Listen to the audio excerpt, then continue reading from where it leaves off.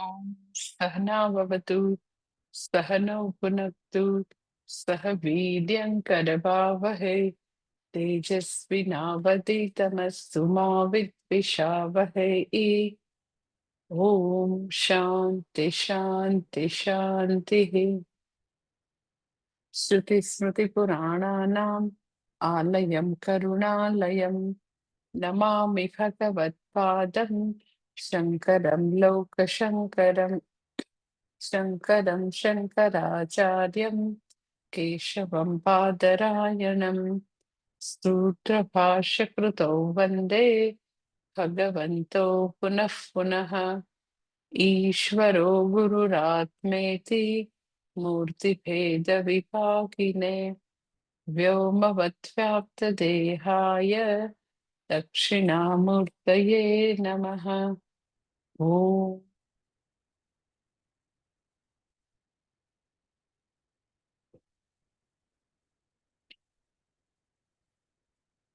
छठो अध्याय भगवद गीता छठो अध्याय અને શ્લોક નંબર છઠ્ઠો છઠ્ઠો અધ્યાય અને છઠ્ઠો શ્લોક.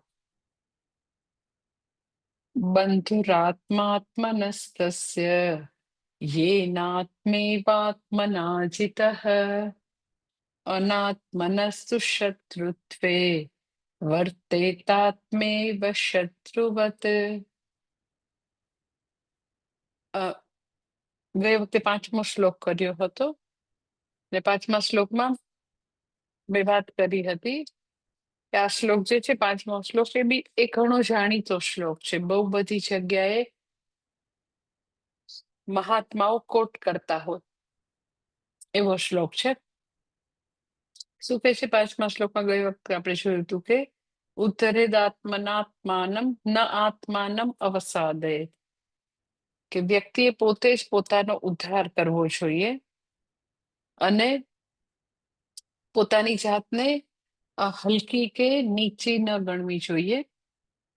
અને બીજી લાઈનમાં જે વાત કરી, બીજી લાઈનમાં જે વસ્તુ છે એનું એક્સટેન્શન હવે છઠ્ઠો શ્લોક છે. બીજી લાઈનમાં શું કીધું? તો કે આત્મા જ આત્માનો બંધુ છે અને આત્મા જ આત્માનો શત્રુ છે. એટલે આપણે જ આપણા સહાયક છીએ, મિત્ર છીએ કે બંધુ છીએ, ને પાછા આપણે જ આપણા દુશ્મન પણ છીએ. તો એ વસ્તુને હવે વધારે ભગવાન સમજાવે છે અહીંયા આગળ. એટલે આદિ શંકરાચાર્યજી એની જે શ્લોકની સંગતિ આપે એ સંગતિ મેં ગઈ વખતે વાંચી હતી કે આત્મા એવ બંધુ આત્મા એવ રિપુઃ આત્મનઃ ઇતિ ઉક્તમ, કે આત્મા જ આત્માનો બંધુ છે, આત્મા જ આત્માનો રિપુ છે. આપણે જ આપણા મિત્ર અને દુશ્મન છીએ. તો પછી તત્ર કિમ લક્ષણ આત્મનઃ બંધુ, તો કયા લક્ષણ વાળા, કયા એવા લક્ષણ મારા હોય કે આપણે આપણા મિત્ર બની શકીએ, બંધુ બની શકીએ? મારા એવા કેવા હોય લક્ષણ? લે તત્ર કિમ લક્ષણ આત્મનઃ બંધુ, કેવા લક્ષણ વાળો હું મારો મિત્ર બની શકું? વા આત્મનઃ રિપુ ઇતિ ઉચ્યતે. એટલે ઇન શોર્ટ એવું કહી શકાય કે આ શ્લોકમાં આપણને ભગવાન એ બતાવે છે કે આપણામાં એવી કઈ વસ્તુ હશે તો આપણે આપણને સહાયક થશું, આપણે આપણા માટે ઉપકારક થશું અને આપણને આપણું સમગ્ર વ્યક્તિત્વ અને શ્રેયસ માર્ગમાં ઉપયોગી થશે. એવા કયા લક્ષણો હશે? અને બીજું એવું કયું હશે આપણું એવું વ્યક્તિત્વ કે જે આપણે જ આપણી, આપણે એમ શુદ્ધ ગુજરાતીમાં કહીને આપણે જ આપણી ઘોર ખોદીએ, આપણે જ આપણું અહિત કરીએ, આપણે જ હાથે કરીને આપણા પગ ઉપર કુવાડો મારીએ ઓર કુવામાં પડીએ આપણે જ.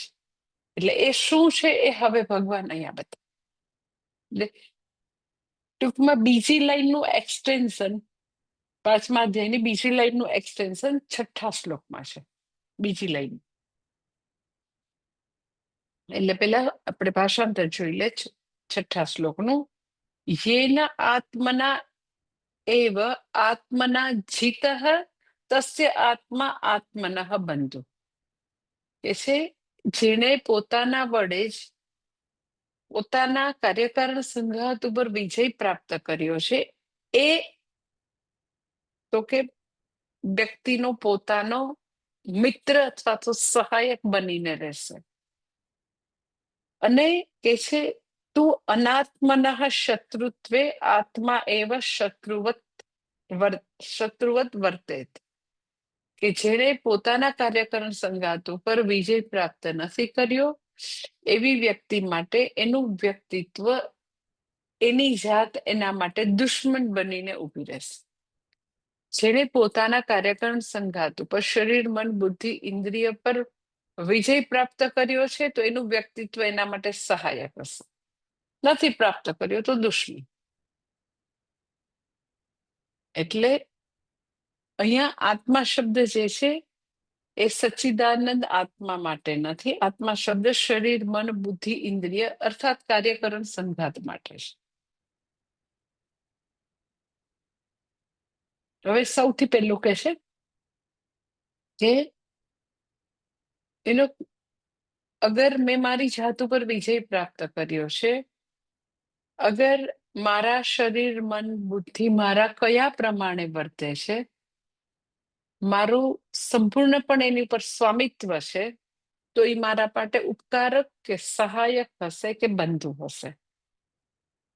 તો હવે સવાલ એવું થાય કે મારા શરીર મન બુદ્ધિ ઇન્દ્રિય ઉપર મારે માસ્ટરી કેવી રીતે પ્રાપ્ત કરવી? એ મારા મિત્ર બને એ મારા કયામાં રહે, હું એને લિટરલી એને આદેશ આપી શકું એવું મારું મારા મન સાથે મારા ઇન્દ્રિયો સાથે આંખ સાથે કાન સાથે નાક સાથે ત્વચા સાથે હાથ સાથે પગ સાથે મન સાથે બધા સાથે મારું એવું રિલેશનશીપ ક્યારે થાય કે હું એને આદેશ આપું, હું એને કમાન્ડ આપું અને એ માને. આપણે એને કમાન્ડ આપીએ અને માને એનું નામ માસ્ટરી. કે વ્યક્તિ પોતે માસ્ટર છે અને એ બધા તો કે સાધન છે, એ બધા તો કે સેવક છે, ચાકર છે. તો કે ખરેખર પૂછો તો એસ દરેકે દરેક વ્યક્તિ જે છે એનું પોતાની ઇન્દ્રિયો પર એની મેળે પ્રભુત્વ ન હોય. કે આંખ ઉપર પ્રભુત્વ છે, કાન ઉપર પ્રભુત્વ છે, મ્યુઝિક સાંભળવા માટે, ટીવી જોવા માટે, ખાવા પીવા માટે, બોલવા માટે એની મેળે મેળે માસ્ટરી આવી જાય એવું ન થાય. કે પોતાની ઇન્દ્રિયો ઉપરની માસ્ટરી પ્રાપ્ત કરવી એ સાધનાનો વિષય છે. હોય જ એવું ન હોય, કોઈ માટે ન હોય. તો શા માટે ન હોય? તો કે કઠોપનિષદના મંત્રમાં છે, જે જાણીતો મંત્ર છે, પરાંજિખાની વ્યતૃણ સ્વયંભૂ. સ્વયંભૂએ ઇન્દ્રિયોને બહિર્મુખ જ બનાવી છે. એટલે કોઈ એમ કે મારું મારી બધી ઇન્દ્રિયો પર બસ એમ જ કમાન્ડ છે, માસ્ટરી છે. તો ભગવાન જયારે ફરી ફરીને આખી ભગવદ્ ગીતામાં ઇન્દ્રિય નિગ્રહ મનોનિગ્રહની વાત કરતા હોય તો એ ઇન્દ્રિયો જે છે એ તોફાની હશે, એ કયામાં નહીં રહેતી હોય અને એની ઉપરનું પ્રભુત્વ જે છે એ સાધનાનો વિષય હોય તો જ કે ને. એમ કે કે નાનકડું બાળક જે છે 5 years કે 10 years કે 15 yearsનું, તો એના માટે રખડવું જે છે એ સહજ છે, વાતો કરવી સહજ છે, વિડીયો ગેમ્સ રમવી એ સહજ છે. તો ઈ લોકોને આદેશ આપવાનો હોય તો ભણવાનો આદેશ આપવાનો હોય, સરખી રીતે તું તારું કેરિયર બનાવે એનો આદેશ આપવાનો, કારણ કે એ સાધનાનો વિષય છે. રખડવું એ કઈ સાધનાનો વિષય નથી. રખડવું એ તો એની મેળે છે, બાય ડિફોલ્ટ છે. એટલે આપણી બધી ઇન્દ્રિયો જે છે એ કઠોપનિષદમાં કે છે કે એકચ્યુઅલી એની બધાની દિશા સ્વ તરફ નથી, જગત તરફ છે. આંખ જે છે એ તમને લાગે છે કે પોતાને જોવે છે. આંખ જે છે એ કોને જોવે છે? કોને? કે દુનિયાના વિષયો. કાન જે છે એ આપણે જે આપણી જાત સાથે વાત કરતા હોય એ સાંભળે છે? તો કે ના. આપણી જાત સાથે સંવાદ આપણે આપણી મેળે જ કરતા રહેતા હોય, અંદર અંદર ચાલતો જ હોય. કાન શું સાંભળે? તો કે બહારના જે વિષય છે, શબ્દ છે, એ સાંભળે છે. ત્વચા જે છે એ ખુદને અનુભવે છે? તો કે ના. એ બહારે કેટલું ટેમ્પરેચર છે, બહુ ગરમી છે, બહુ ઠંડી છે, વોટેવર જે કઈ છે. તો સ્પર્શેન્દ્રિય બહારના બધા સ્પર્શ છે એને ઈ ઝીલે છે. એટલે એઝ સચ બધી ઇન્દ્રિયોની દિશા બહાર તરફ છે, અંદર તરફ તો છે નહીં. એટલે પરાંચિખાની વ્યતૃણ સ્વયંભૂ ભગવાને ઇન્દ્રિયોને બહિર્મુખ જ બનાવી છે, માટે એની ઉપર પ્રભુત્વ પ્રાપ્ત કરવું પડે. એટલે વ્યક્તિ જે છે એને પોતાનું વ્યક્તિત્વ, પોતાનું શરીર, પોતાનું મન સહાયક ક્યારે થાય? લાઈક બહુ બધા લોકો એવી કમ્પ્લેન કરતા હોય કે માતાજી એમ કે માળા કરવા બેસીએ ને એવું મન ભટકે છે ને. તો મન કોનું છે? તમારું પોતાનું જ છે ને. તો બી એ વિષયોમાં ભટકે છે ને. મારું મન હોવા છતાં હું એને આદેશ આપું એવું મારું મન સાથેનું રિલેશનશીપ નથી. એમ આપણે જે વિધિ આપીએ, આપણે એને વિધિ નિષેધ આપીએ કે આપણે એમ કહીએ કે અત્યારે છે ને 30 મિનિટ ચૂપ હો, ક્યાંય રખડવાનું નથી તાર, બસ. એ તમે વિધિ આપી કે અત્યારે ટોટલી મારે ભગવાનનું નામ લેવું. અને નિષેધ શું? માટે તારે ધ્યેયમાંથી ભટકવાનું નથી હો, ઓમ નમઃ શિવાયમાંથી. પણ સાંભળવા માટે મન અવેલેબલ હોય તો નહીં, તમારું ક્યાં સાંભળે છે? એટલે બાય ડિફોલ્ટ બધાનું પોતાના કાર્યકારણ સંઘાત ઉપર, પોતાના મન ઉપર, પોતાની ઇન્દ્રિયો ઉપર કઈ એનું ચાલતું નથી. કારણ કે બધી ઇન્દ્રિયો પ્રભુએ સ્વયંભુએ બહિર્મુખ બનાવેલી છે. એટલે અગર આપણને એવું હોય, આપણને બધાને એવું હોય કે મને જ મારું વ્યક્તિત્વ મારા માટે મિત્ર બને, સહાયક બને, મને પરેશાન ન કરે, તો પોતાની જાત ઉપર કામ કરવું પડે, ખૂબ જ કામ કરવું. હા, એમનેમ કઈ તમે માનો કે પોતાનું ઉપર પોતાનું સ્વામિત્વ કે પ્રભુત્વ પ્રાપ્ત નહીં થાય. શા માટે નહીં થાય? તો કે પેલું રીઝન મેં તમને કીધું કે એમ જ બાય ડિફોલ્ટ જન્મથી બધી જ ઇન્દ્રિયોની દિશા બહાર છે, એ પેલું રીઝન. પછી વ્યક્તિ જેમ જેમ મોટી થાય, જગત સાથે રિલેટ કરે, તો એને જગતમાંથી કંઈક એવી ખોટી વેલ્યુ મળે, જેને તમે શોભના અધ્યાસ એવો શબ્દ વાપરી શકો. શોભના અધ્યાસ એટલે શું? તો કે દરેકે દરેક વિષય જે છે એને યથાર્થ રીતે નહીં જોવાના. ધન છે એને યથાર્થ રીતે નહીં જોવાનું, સંબંધોને યથાર્થ રીતે નહીં જોવાના, ખાવા પીવાના પદાર્થોને નહીં જોવાના, કોઈ વાપરવાના સાધન વેહિકલ જે છે એને યથાર્થ રીતે નહીં જોવાનું, જ્વેલરીને યથાર્થ રીતે, યુ નેમ ઇટ, જે બી વસ્તુ મનુષ્ય પાસે એવી પોઝેશનની છે, તો એને આ બીજી સમસ્યા કે એને છે એના કરતા એની ઉપર કંઈક વધારાના મૂલ્યનું આરોપણ કરશે, સુપર ઇમ્પોઝિશન કરશે. એટલે પહેલી સમસ્યા કે ઇન્દ્રિયની બહિર્મુખપણું છે. બીજી સમસ્યા તો કે ખૂબ જ બહિર્મુખપણું ત્યાં આગળ વ્યક્તિને એ બધી વસ્તુ પ્રાપ્ત કરવા માટે, એ બધું ભોગવવા માટે ખૂબ જ એમ કે લાલસા છે. એટલે સ્વ ઉપર સ્વામિત્વ નથી, કારણ કે એનું મન જ્યાં ભટકે છે ને એને ઈ ભટકતા મનને જે પ્રાપ્ત કરવા ઈચ્છે છે, જે ભોગવવા ઈચ્છે છે, જેની એને લોભ લાલચ છે, એ બધી વસ્તુને એઝ ઇટ ઇઝ જોવાની કેપેસિટી નથી. શોભના અધ્યાસ છે. એટલે હું તમને એક્ઝામ્પલ આપું તો કે વ્યક્તિને એવું લાગે કે મને મારો દીકરો સુખી કરી દેશે, હસબન્ડ સુખી કરી દેશે, મને પૈસા સુખી કરી દેશે. એટલે એનો બધી ઇન્દ્રિયોને એ બધું આકર્ષણ શું કામ છે? તમને એમ છે કે આટલું બધું પૈસાનું આકર્ષણ, આટલું બધું સગાવાલાનું આકર્ષણ, આટલું દીકરાનું આકર્ષણ? કારણ કે એને એવું લાગે છે કે એ મને સુખી કરી દેશે. એ હોવાથી મને સિક્યોરિટી લાગે છે, એ હોવાથી મને એવું થાય છે કે હું સુખી થઈશ, એ હોવાથી મારું ભલું થશે, એ હોવાથી હું ઓકે થઈ જઈશ, બધું બરાબર થઈ જશે. એટલે ઇન્દ્રિય નિગ્રહ પ્રાપ્ત નથી થતો.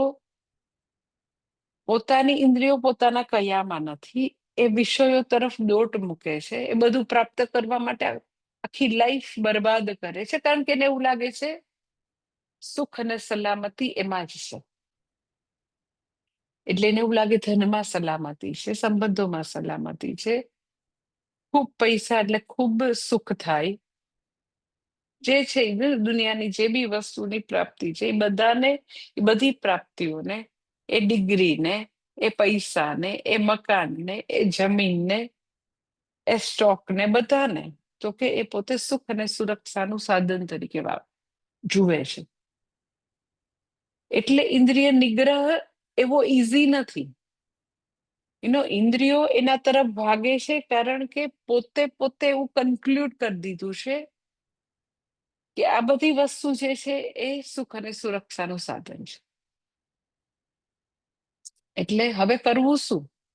એક તો પરાંચી ખાની છે, બહિર્મુખતા જાણે કે સ્વયંભૂએ આપેલી છે, અને બીજું પોતે કન્ક્લુડ કર્યું છે કે એ બધી વસ્તુઓ મને સુખ અને સુરક્ષા આપે છે. ત્યાં મન ભાગે છે કારણ કે એને એવું લાગે છે સુખ અને સુરક્ષા.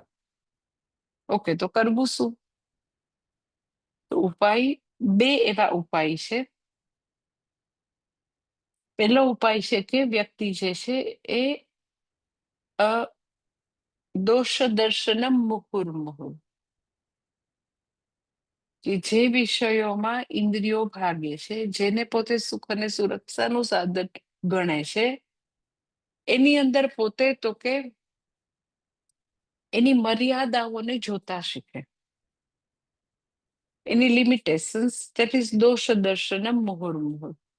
કે મને એવું લાગે છે કે સંબંધો સુખ આપે, દીકરો સુખ આપે, સ્પાઉસ પતિ કે પત્ની સુખ આપે, પણ એકચ્યુઅલી એનામાં સુખ આપવાની, સલામતી આપવાનું એની અંદર છે જ નહીં. હું જ સુખ સ્વરૂપ છું. ઈશ્વરના શરણે જાઉં તો ઈશ્વર જે છે એ સુખ સ્વરૂપ, એ સચ્ચિદાનંદ સ્વરૂપ છે. એ મને એનું સ્વરૂપ, જે સચ્ચિદાનંદ જે છે એ મને પ્રાપ્ત કરાવશે તો મને પરમ સુખ મળશે.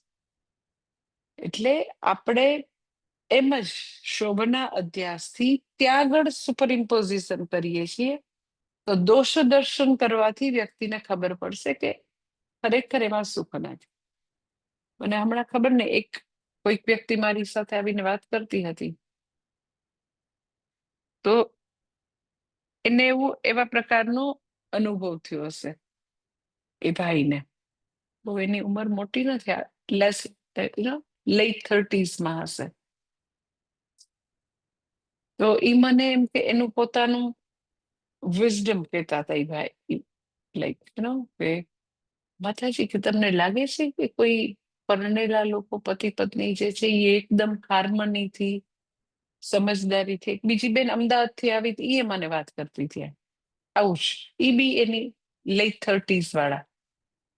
એટલે એ કહે છે લગ્નને 10 થી વધારે વર્ષ થયા હોય તો એ મને એની ફિલોસોફી કહેતા હતા કે તમે મને કહો એમ કે તમને કેટલા એવા કપલ લાગ્યા હશે કે જેમાં એવી સમજદારી છે, એકબીજા સાથે સંવાદિતાથી રહેતા હોય, એકબીજાને સ્પેસ આપતા હોય, એકબીજાની જે પ્રગતિ થાય એમાં એ લોકો બાધારૂપ ન થતા હોય, કે મને તો મોટા ભાગના ઝગડ ઝગડ ઝગડ એવું જ કરતા એવું લાગે છે.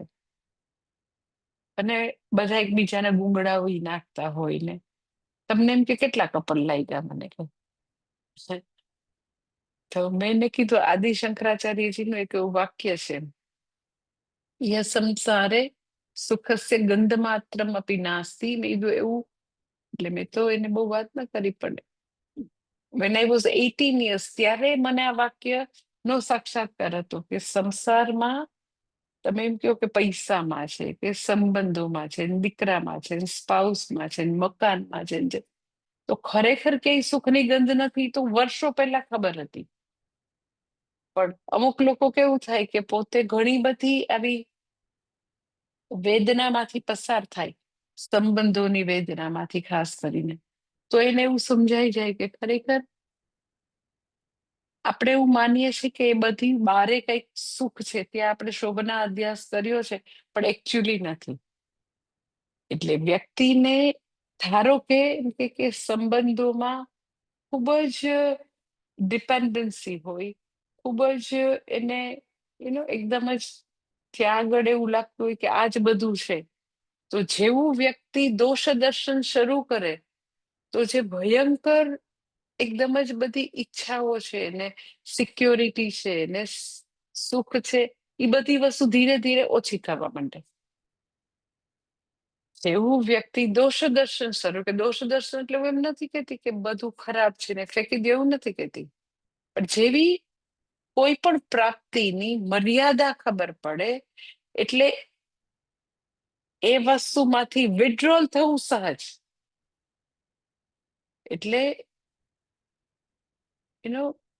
અહીંયા આગળ ભગવાન કહે છે કે તારું જ વ્યક્તિત્વ તું પોતે તારો મિત્ર બની શકે છે, પ્રોવાઈડેડ તને વિષયો પ્રત્યે, વ્યક્તિઓ પ્રત્યે, પૈસા પ્રત્યે બધા માટે એક ઓબ્જેક્ટિવિટી આવે, એઝ ઇટ ઇઝ તું જોઈ શકે, તે વધારાના મૂલ્યનું આરોપણ બંધ કર્યું હોય, શોભના અધ્યાસ ન હોય, તું એ બધી વસ્તુને સુખ સલામતી નહીં, જગત વ્યવહાર ચલાવવા માટેનું સાધન તરીકે જોવાનું શરૂ કરે, તો પછી આપણા માટે ઇન્દ્રિય નિગ્રહ, મનો નિગ્રહ સહેલો છે. ઇન્દ્રિય મન અને મનો નિગ્રહ નથી કારણ કે આપણે એને સુખ અને સલામતી માનીએ. જેવું વ્યક્તિ દોષ દર્શન શરૂ કરે કે ના આ વસ્તુ આટલી જ આપી શકે, એટલે એઝ સચ તમે પૂછો ને કે દોષ દર્શન ઇઝ નોટ ધેટ ડિફિકલ્ટ. શા માટે હું તમને કહું છું? કારણ કે તમે ખાલી તમારી લાઈફ નહીં, આજુબાજુના લોકોની લાઈફમાંથી બી જોઈ શકો કે લોકો જે છે એ ધારો કે પોતાનું શરીર હોય તો એ રોગગ્રસ્ત થાય છે, પછી સંબંધો હોય તો વ્યક્તિનું ભલે ઝઘડા સપોઝ નથી થતા, પણ મૃત્યુ એવું છે કે એ બંનેને છૂટા પાડી દે, એક્ઝિટ એક વ્યક્તિ કરી લે. તો એટલા બધા જે વસ્તુને આપણે સુખ અને સલામતીના સાધન તરીકે માનતા હોય, તો એની મર્યાદાઓ જોવા માંડીએ તો એની માટેની ડિપેન્ડન્સી જતી રહેશે, એના માટેની કામનાઓ, લાલસાઓ, આકર્ષણ, ફેન્સી, ફેન્ટસી બધું ઓછું થઈ જશે. કારણ કે એને તમે હવે આમ નકાબ દૂર કરીને એનું જે આવું આપણને એવું લાગતું હતું કંઈક આમ ડ્રીમ જેવું કંઈક આમ પિંક બધું લાગતું હતું ને સ્વપ્ન જેવું લાગતું હતું, બધું તો કે હવે ખરી ગયું. અને વ્યક્તિને ખબર પડી કે હા પૈસા જે છે એનાથી વ્યવહાર ચાલી શકે, સુખ નથી આપતું. કે પતિ કે પત્ની જે છે બરાબર છે, ગૃહસ્થાશ્રમ વ્યવહાર ચલાવવા માટે છે, એનાથી સુખ નથી થતું. પછીથી એના માટેનો નિગ્રહ કે સ્વામિત્વ સહેલું છે. એટલે વ્યક્તિ પેલું જે છે દોષ દર્શન કે પ્રતિપક્ષ ભાવના જે છે એ કેળવી શકે પહેલું, અને બીજું તો કે પોતાની ઉપર માસ્ટરી મેળવવા માટે, અને બીજું તો કે શમ દમાદિ દ્વારા કે વ્યક્તિ શમઃ અને દમઃનો વારાફરતી પ્રયોગ કરીને પોતા ઉપર પ્રભુત્વ લાવી શકે. શમઃ દમઃ એટલે મેં તમને વાત કરી હતી કે જે ઇન્દ્રિયો પાસે આપણી વીકનેસ છે એ ઇન્દ્રિયોને આપણે સંકલ્પથી નિયમન કરીએ, એ દમહ છે સમજણથી નિયમન કરીએ, એ શમહ છે. અને હંમેશા કર્યા કરીએ તો પોતા ઉપર પોતાનું પ્રભુત્વ આવી શકે. એ ચાહે ખાવા પીવાનું છે, સુવાનું છે, ફરવાનું છે, ઉઠવા બેસવાનું છે, કે પૈસા છે, કે સંબંધો છે, કોઈ બી વસ્તુ જ્યાં બી પોતાનું કમાન્ડ નથી તો વ્યક્તિ આવી રીતે કરી શકશે. અને પેલું મેં તમને કીધું એમ કે વ્યક્તિ જે છે એ શોભના અધ્યાસની બાદબાકી કરશે, વધારાના મૂલ્યનું આરોપણ દૂર કરશે, તો વિવેક વૈરાગ્યની પ્રાપ્તિ થશે. તો એના માટે ઇન્દ્રિય અને મનોનિગ્રહ સહેલા છે. તો પોતા ઉપર પોતાનું સ્વામિત્વ આવશે, વિવેક વૈરાગ્યની ઉત્પત્તિ થાય તો. એટલે વિવેક વૈરાગ્ય વાળી જિંદગી. પછી વિવેક વૈરાગ્ય કેવી રીતે આવે તો કે ખૂબ જ પ્રેક્ટિસથી, એલર્ટ લાઈફથી આવે. ખૂબ જ એલર્ટ લાઈફ જીવવી પડે. શા માટે એલર્ટ લાઈફ? તો કે તમે પોતે બી એવું ઓબ્ઝર્વ કર્યું હશે કે થિંકિંગ હેબિટ જે છે ને વ્યક્તિની, એને બદલાવી બહુ જ અઘરી છે. કદાચ બહારની હેબિટ હોય ને તો એ કદાચ થોડી ઘણી ચેન્જ થઈ શકે.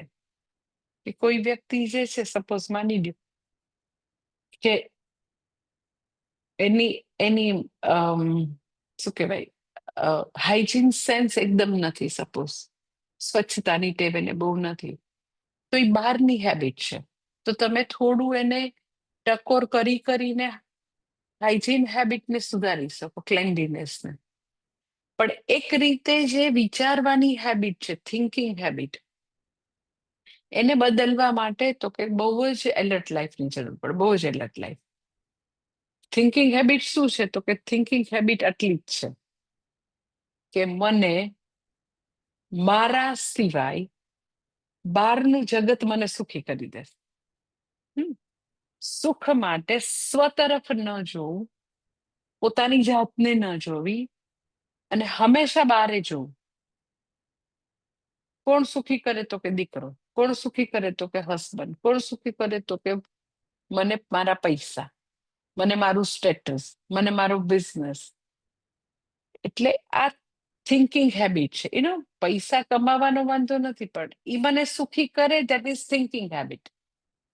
પૈસા કમાવા એ એક સાવ જુદી વસ્તુ છે. પૈસા આવવાથી હું વધારે સુખી થઈશ, વધારે સલામત થઈશ, એ થિંકિંગ હેબિટ છે. એ વર્ષો જૂની હેબિટ છે. તો એને સુધારવી થોડી અઘરી છે. કેવી રીતે એમાં ફેરફાર આવે તો કે નેચરલી પ્રેક્ટિસથી આવે, એલર્ટ લાઈફથી આવે. એટલે જેટલી વ્યક્તિ એલર્ટ લાઈફ જીવશે, પ્રેક્ટિસ કરશે તો થશે. અને બાકી વાત કરી મેં તમને કે ઇન્દ્રિય નિગ્રહ જે છે, મનોનિગ્રહ, એક સ્વામીજી હંમેશા એક્ઝામ્પલ આપતા હોય છે કે એ જે છે એ કેવું છે તો કે ઇન્દ્રિય નિગ્રહ, મનોનિગ્રહ ઇઝ નોટ લાઈક કે વ્યક્તિ પોતાની જાતને કોઈ પણ પ્રકારના વિષયો આપતી નથી, એવું નથી. એ હંમેશા વિષયો આપે છે, ધર્મસંમત વિષયો આપે છે. એ એવું બી નથી કે જગતથી ભાગી ગઈ છે, એવું પણ નથી. પરંતુ it is exactly Swamiji example આપે કે વ્યક્તિ કાર લઈને જતી હોય તો હંમેશા સ્ટિયરિંગ ઉપર એનો હંમેશા કમાન્ડ હોય, કંટ્રોલ હોય. કેવો કંટ્રોલ હોય તો કે એનો સ્ટિયરિંગ ઉપરનો કંટ્રોલનો અર્થ એવો નથી કે વ્યક્તિ ખાલી 20ની સ્પીડે ગાડી ચલાવે છે. ક્યાં આગળ તો કે એકદમ સરસ ખાલી હાઈવે ઉપર જાય છે, કોઈ નથી, તો પણ એમ કે સ્ટિયરિંગ નો કમાન્ડ કોને કહેવાય તો કે ધીરે ધીરે ધીરે ધીરે 20ની સ્પીડે છે. સ્ટિયરિંગ ઉપરનો કમાન્ડ કે સ્ટિયરિંગ ઉપરનો ટોટલ કંટ્રોલ કોને કહેવાય તો કે વ્યક્તિ ચાહે રોડ સરસ છે તો 120ની સ્પીડે બી જાય, તો બી એ વ્યક્તિ ચાહે ત્યારે બ્રેક મારી શકે, ચાહે ત્યારે લેફ્ટ કે રાઈટ પોતે ટર્ન લઈ શકે, સ્ટોપ થઈ શકે. એટલે એ નક્કી કરે કે સ્ટિયરિંગ વ્હીલ ઉપર એ બેઠી છે તો ટોટલ કમાન્ડ એટલે પોતે નક્કી કરે કે ક્યારે ઊભા રહેવું, ક્યારે લેફ્ટ કે રાઈટ ટર્ન લેવું. એમ આ જે છે અહમની કાર, એ મારા માટે મિત્ર ક્યારે થશે? તો કે એક્ઝેક્ટલી આપણે આપણી જાતની બધી વસ્તુઓ ખુદ ડિસાઈડ કરતા હોય. અત્યારે ઘાટ એવો છે કે ઇન્દ્રિયો જાણે કે ડિસાઈડ કરતી હોય. બેઠા છીએ આપણે માળા લઈને જપ કરવા, પણ ડિસાઈડ કોણ કરે છે? ભટકવાનું. જ્યારે વ્યક્તિ એવું કમ્પ્લેન કરે કે બહુ જ મન ભટકે છે, તો તમે એ બહુ મન ભટકે છે એ વાક્યનું જરાક એનાલિસિસ કરો. બહુ મન ભટકે છે એનું તમે એનાલિસિસ એકદમ તમે વિચારો કે એટલે શું? એનો અર્થ એવો કે મારા હાથમાં માળા છે, હું ધ્યાતા છું, હું બેસું છું તો ધ્યેય નક્કી છે કે હું શિવજી ના પંચાક્ષરી જપ, આટલો મહાન જપ છે, હું કરવા બેઠી છું. બરાબર? ધ્યેય ઓમ નમઃ શિવાય. ધ્યાતા એકચ્યુઅલી તો કે ધ્યાનમાં બિચાર બેઠેલ છે આ પોતાના આસન ઉપર, પોતાની માળા લઈને વહેલા સવારે બેઠી છે વ્યક્તિ. વ્યક્તિ બેઠી છે, માળા પણ હાથમાં છે, મંત્ર પણ છે. હવે નક્કી કોણ કરે છે? વ્યક્તિ કરે છે કે મન? કયો છે? જો આપણે પોતે નક્કી કરનારા હોય તો જેવી માળા આપણે શરૂ કરીએ તો 108 પારા ઓમ નમઃ શિવાયના થાવ છે. તો નક્કી હું કરું છું કે નક્કી મારું મન કરે છે? જો ખરેખર આપણે નક્કી કરતા હોય તો તમે કોઈ દિવસ એવી કમ્પ્લેન લઈને આવો જ નહીં, માતાજી એવું મન ભટકે છે ને. આપણે જો નક્કી કરનારા હોય તો ઇન અધર વર્ડ, પોતાના મન ઉપર પોતાનું કોઈ પણ પ્રકારનું સ્વામિત્વ નથી, માસ્ટરી નથી.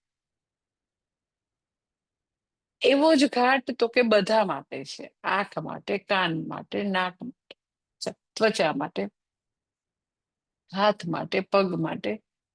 સમગ્ર વ્યક્તિત્વ મને મારા શ્રેયસ માર્ગ માટે સહાયક છે કે દુશ્મન બની છે? સહાયક કોને કહેવાય? તો કે સપોઝ તમે મારી સામે પ્રત્યક્ષ ક્લાસમાં બેઠા છો અને તમે એલર્ટ થઈને પૂરેપૂરી વસ્તુને એબ્ઝોર્બ કરી શકો, સાંભળીને તમે યાદ રાખી શકો, ઉતારી શકો, તમને બિલકુલ લેઝીનેસ ના લાગે, બિલકુલ ઊંઘ ના આવે, એકદમ એલર્ટ બનીને તમે બધી વસ્તુઓને ગ્રહણ કરો, અંદર તો કે મેમરીમાં રાખી શકો, પછી તો કે જ્ઞાન સ્થાયી થઈને રહે, અને પછી તો કે જ્યારે જરૂર છે ત્યારે તમે એનો તમારી લાઈફમાં વિનિયોગ કરી શકો, તો તમે એમ કહી શકો કે હા બરાબર છે, આપણી જાત ઉપર પ્રભુત્વ છે. પરંતુ આપણે બેસીએ તો આપણું મન તો કે જોકર ખાવા માંડે. ઇફ એટ ઓલ જોકર નથી ખાતું તો આપણને એ બધી વસ્તુ ગ્રહણ નથી કરતા, કારણ કે તો કે મન એવું ભટકે છે. ઇફેક્ટલ ગ્રહણ કર્યું છે તો એ બધી વસ્તુ મેમરીમાં એવી નથી કે તમે રિકોલ કરો તો એ બધું વસ્તુ તમને મળે. એટલે આપણને આપણું મન પૂરેપૂરું સહાયક નથી. હવે શ્રેયસ માર્ગમાં બહારના કોઈ દુશ્મનની ક્યાં જરૂર છે? મારું મન ભટક્યા કરે તો મારું મન જ મારું દુશ્મન. પછી મારે સવારે વહેલા ઉઠવું છે તો તમસ છે એ મારું દુશ્મન છે. પછી તો કે હું એવું નક્કી કરું કે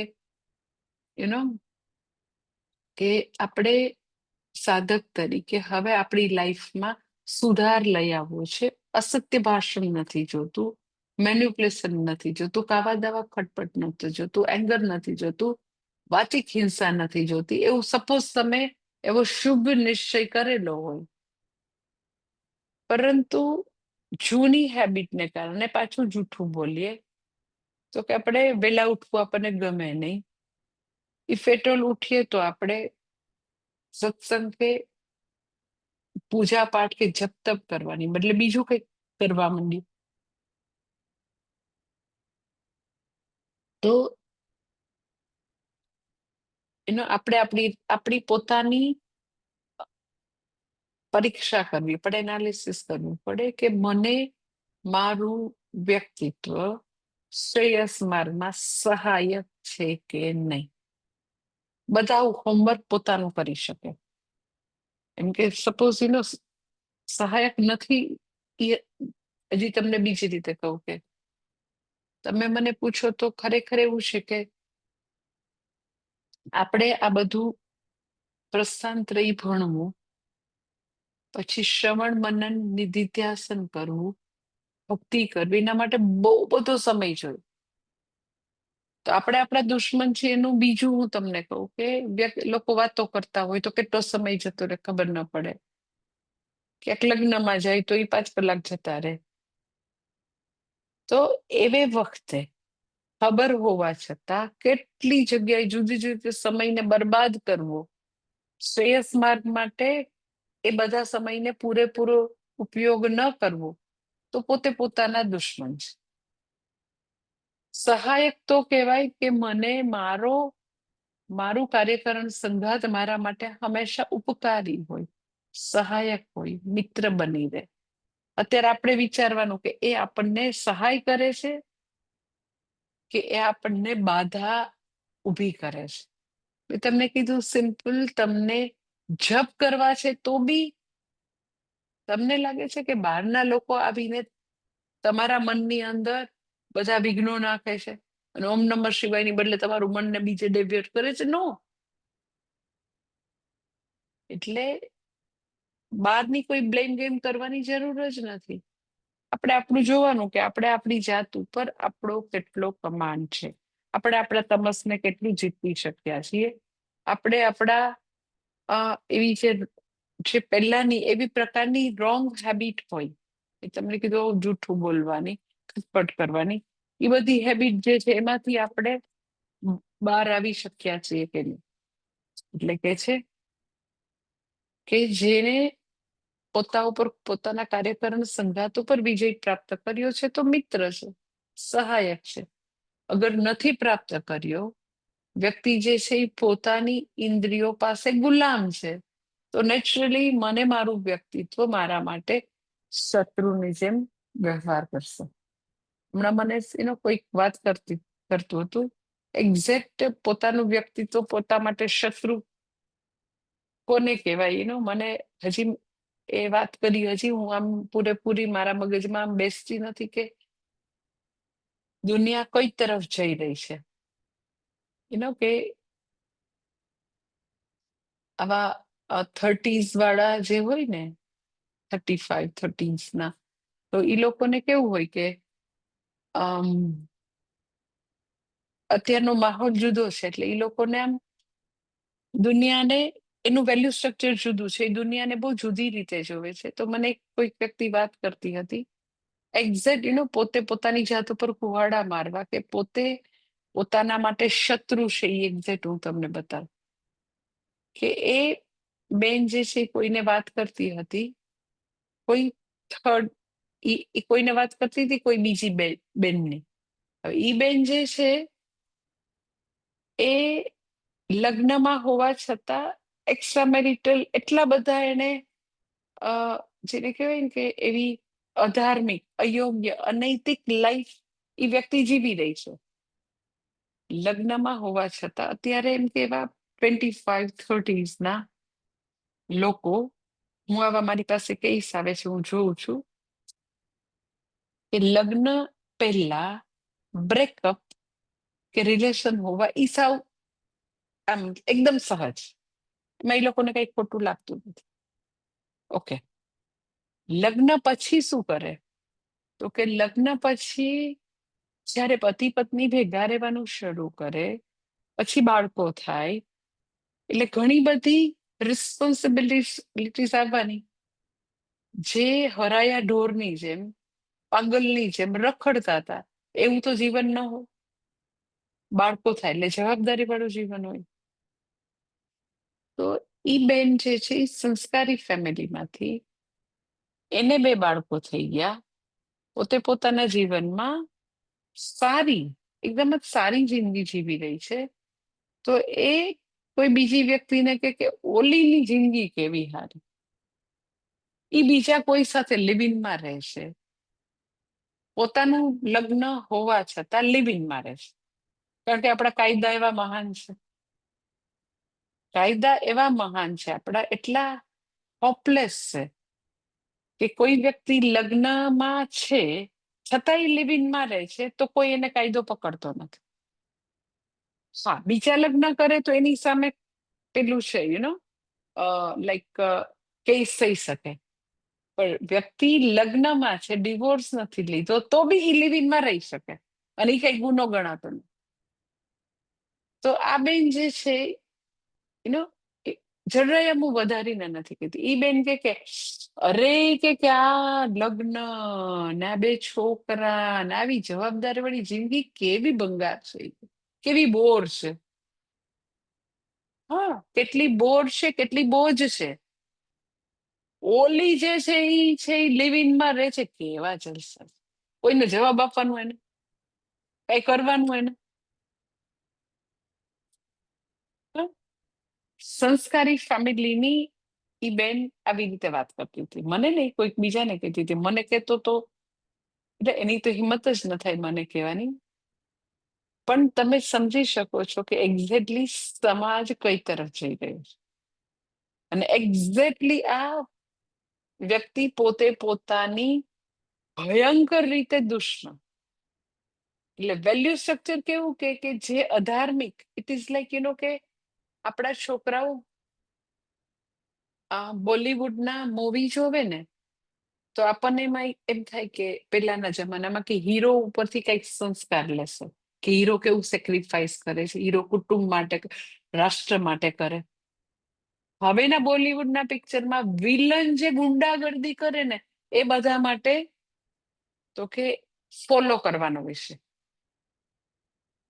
એટલે ખરેખર એવું છે કે વિલન છે એ હીરો છે અને વિલન જે ગુંડાગર્દી કરે એ બધા માટે ખરેખર રોલ મોડેલ જેવું થઈ. એટલે વેલ્યુ સ્ટ્રક્ચર એ 25 વર્ષના 30 વર્ષના પછી પરણ્યા પછી આવું લેટ 30s વાળા લોકોનું મેં જોયું છે કે લિટરલી એ લોકો એટલા ચરિત્રના સ્થિતિમ છે કે લિટરલી એ લોકો પોતે પોતાના દુશ્મન છે. એનું વેલ્યુ સ્ટ્રક્ચર વિચાર કરો કે જે વ્યક્તિ લગ્નમાં હોવા છતાં એક્સ્ટ્રા મેરિટલ કોઈ સાથે રહી છે તો કે હું કેવી ફસાણી છું બબે છોકરો, ઓલાને કઈ છે કેવા જલસા છે. તો જ્યારે વ્યક્તિ આટલી બધી જેને કહેવાય ને કે ઇન્દ્રિય ભોગ, તમસ અને આવી અધાર્મિક વસ્તુઓમાં ડૂબેલી છે તો એવું વ્યક્તિત્વ મારા માટે શત્રુ છે. અગર મારી જાત ઉપર પૂર્ણ વિજય છે, આપણી જાત ઉપર માસ્ટરી છે તો આપણે આપણા મિત્ર છીએ. બીજો એક મારી પાસે કેસ આવ્યું કેમ આપણને એવું થાય કે આમ ક્યાં દુનિયા જઈ રહી છે. એક ખાલી 14 years નો છે સ્ટુડન્ટ, તો હમણાં એને એના મા બાપ જે છે એ મને વાત કરતા હતા કે એને એવી જે બધી ડ્રગ્સ હોય, ડ્રગ્સ લેવાનું ચાલુ કર્યું છે. પેલા ગાંજાથી ચાલુ કર્યું અને હવે ડ્રગ્સ, અને 14 yearsના છોકરા માટે પોઈન્ટ ઓફ નો રિટર્ન એના જેવું થયું કે આ છોકરો કદાચ રિહેબમાં જશે તોય એનો કોઈ છૂટકો નથી. કેટલાય લોકો એવા દારૂના વ્યસનમાં હોય, ડ્રગ્સમાં હોય. દારૂના તમે તો કેટલાય સાંભળ્યા હશે. એટલે આ તો એકદમ એક્સ્ટ્રીમ બધા કેસીસ છે, પણ આપણી બી એવી ઘણી હેબિટ હોય કે આપણને ખૂબ જ ગુસ્સો હોય તો બહારના દુશ્મનની ક્યાં જરૂર? આવડો મોટો ક્રોધ જે છે એ જ આપણો દુશ્મન બનીને આડો ઉભો રહે. ભયંકર આપણામાં આળસ હોય તો આપણે જ આપણા દુશ્મન, કોઈને કહેવાની જરૂર છે? એટલે ઘણા બધા દુર્ગુણો આપણે આપણામાં નોંધી શકીએ. અને એ બધા દુર્ગુણો સાથે હું તમને લખી દઉં કે બ્રહ્મ વિદ્યામાં પ્રોગ્રેસ થવાનો નથી. બ્રહ્મ વિદ્યા પ્રાપ્ત કરવી છે તો વ્યક્તિએ પોતાના ઉપર સંપૂર્ણપણે માસ્ટરી પ્રાપ્ત કરવી પડે. એટલે અગર મારી ઉપર મારી માસ્ટરી છે તો મારો કાર્યકરણ સંઘાત મને શ્રેયસ માર્ગમાં ઉપકારી થશે, મિત્ર બનશે. હું જ્યારે એવું એને ઈચ્છીશ કે હાલ હવે તારે ઓમ નમઃ શિવાયની માળા કરવાની છો, કલાક સુધી હલવાનું નથી, તો મને મારું પગ પણ મારા સહાયક, કે મને આમ ખાલી ચડી જાય, પગ દુખવા માંડે, કમર દુખવા માંડે, નો, એકદમ જ આસન સિદ્ધિ, કે વ્યક્તિ ઈચ્છે ત્યારે પોતાનું શરીર એકદમ સરસ મજાનું સ્થિર કરી શકે અને એની સાથે મનને બી કરી શકે. આદેશ આપ્યો તો માલિક આદેશ આપે અને ચાકર કામ કરવા માંડે એમ. અને તો કે જ્યારે અધાર્મિક વસ્તુ છે તો પાછો આદેશ આપે નથી કરવાનો, આ બહુ સ્ક્રીન ટાઈમ થયો છે, આ બધા રીલ્સ નથી જોવાના, મૂકી દો હવે. હવે 10 દિવસ ઉપવાસ, ચતુર્માસ ચાલુ થયો ને, 4.5 મહિનાનો સ્ક્રીન નો ઉપવાસ. હાલો, આ ક્લાસ સિવાય કોઈ દિવસ સ્ક્રીન ખુલવો જ ન જોઈએ.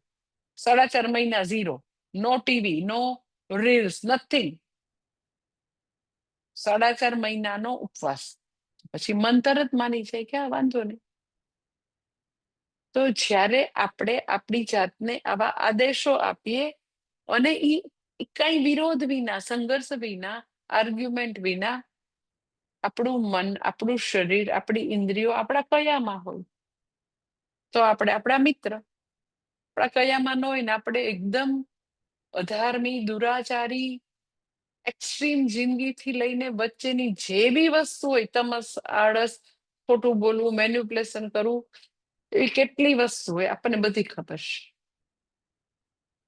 તો એવું આપણે એવી બધી વસ્તુઓને આપણે ત્યાગી શકતા હોય તો આપણે વિજય પ્રાપ્ત કર્યો કહેવાય. એવી બધી વસ્તુ આપણો કબજો લઈ લે તો આપણે આપણા શત્રુ.